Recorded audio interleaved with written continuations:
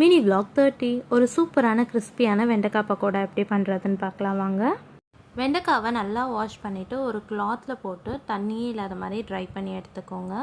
வெண்டைக்காவோட 2 சைடும் கட் பண்ணி எடுத்துட்டு சீட்ஸ் எல்லாம் ரிமூவ் பண்ணி இதே மாதிரி கட் பண்ணி எடுத்துக்கணும்.